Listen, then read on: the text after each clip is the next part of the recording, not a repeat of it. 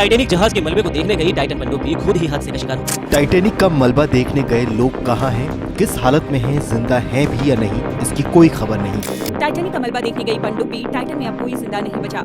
आखिर क्यों Titan submersible internet पर इतना ट्रेंड कर रहा है और टाइटैनिक के साथ इसका क्या रिश्ता है, आइए जानते हैं पूरी स्टोरी को। सबसे पहले समझते हैं कि सबमर्सिबल होती क्या चीज है। सबमर्सिबल को आप एक छोटी पनडुब्बी बोल सकते हैं जिसमें लगभग 4 से 5 लोगों के बैठने की जगह होती है और वो समुद्र के अंदर लोगों को घुमाने ले जाती है, जिसके लिए पैसेंजर से करोड़ों रुपए लिए जाते हैं। अगर इसे सबमरीन से कंपेयर करें तो सबमरीन महीनों तक समुद्र के अंदर होता है और साइज में भी काफी बड़ा होता है, वहीं सबमर्सिबल काफी छोटा होता है और 7 से 8 घंटों तक ही समुद्र में रह सकता है और मेनली इसे समुद्र के अंदर घूमने जाने के लिए ही बनाया गया है। अब जिस सबमर्सिबल की हर तरफ चर्चा हो रही है उसका नाम है टाइटन, जिसे ओशियन गेट कंपनी ने बनाया है। 10,432 किलो के टाइटन की लंबाई 22 फीट है और इसे बनाने में कार्बन फाइबर और टाइटेनियम का यूज किया गया है, जिसे खास तौर पर टाइटैनिक के मलबे को समुद्र के अंदर जाकर देखने के लिए बनाया गया था। और ऑक्सीजन सप्लाई की बात करें तो इसमें लगभग 96 आवर्स की ऑक्सीजन सप्लाई होती है। इसके पैसेंजर्स भी छोटे मोटे इंसान नहीं होते बल्कि बिलियनर्स होते हैं जो टूटे हुए शिप को देखने के लिए आसानी से 2 से 2.5 करोड़ रुपए दे देते हैं। इस सबमर्सिबल में टोटल 5 लोग मौजूद थे, जिसमें से सबसे पहले थे ब्रिटिश बिलियनर हैमिश हार्डिंग, जिन्होंने जेफ बेजोस के साथ स्पेस में भी ट्रैवल किया था। दूसरे थे शहजादा दाऊद और उनके बेटे सुलेमान दाऊद, जो पाकिस्तान के सबसे अमीर लोगों में से एक हैं। तीसरे नंबर पर थे ओशियन गेट कंपनी के सीईओ स्टॉन्कन रस, जो सबमर्सिबल के पायलट भी थे। और चौथे नंबर पर थे पॉल हेनरी, जिन्होंने पहले भी टाइटैनिक को विजिट किया था। तो ये थे वो 5 लोग जो टाइटैनिक के मलबे को देखने जा रहे थे। 16 जून 2023 ये वो दिन था जब सबमर्सिबल को मदरशिप से अटलांटिक ओशियन में उस जगह ले जाया गया जहां टाइटैनिक डूबा था, और वो जगह समुद्र तट से लगभग 700 किलोमीटर की दूरी पर था, इसीलिए वहां शिप को पहुंचने में 2 दिन का वक्त लग गया। 18 जून 2023 इस दिन सबमर्सिबल में 5 पैसेंजर बैठकर अटलांटिक ओशियन में 4000 मीटर यानी कि 4 किलोमीटर अंदर टाइटैनिक के मलबे को देखने के लिए रवाना हुए।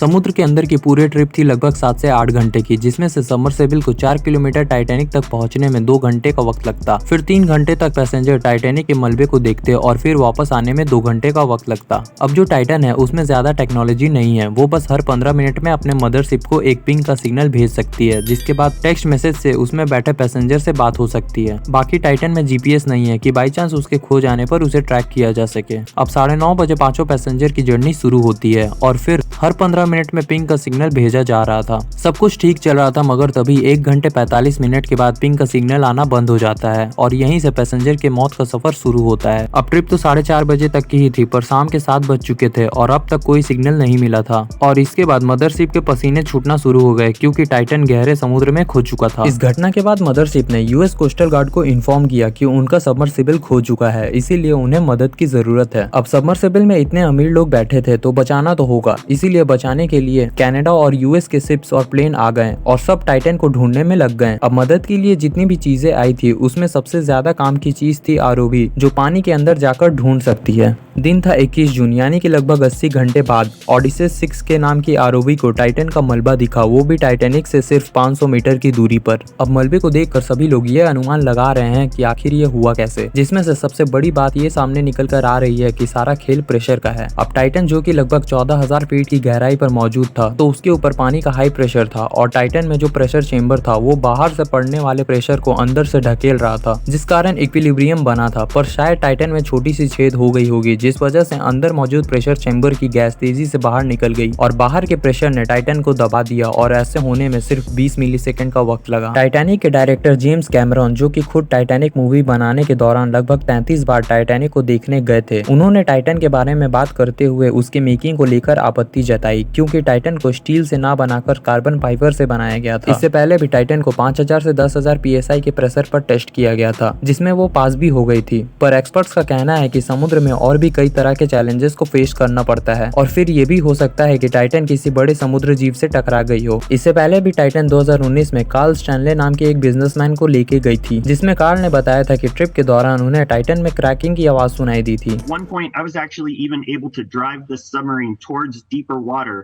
by the sound of the cracking getting louder. पर इसके बावजूद उन्हें ओशियन गेट के सीईओ पर भरोसा था, इसीलिए उन्होंने इसे इग्नोर कर दिया। पर अगर ऐसा सच है तो एक्सीडेंट का कारण टाइटन पर मौजूद क्रैक्स ही हो सकते हैं। खैर, इन सब में एक ही चीज अच्छी हुई कि पैसेंजर्स को पेनलेस डेथ मिली। वैसे आपको इस पूरे इंसिडेंट पर क्या कहना है, कमेंट में जरूर बताइए और चैनल पर नए हो तो सब्सक्राइब जरूर से कर लीजिए। मिलते हैं अगले वीडियो में।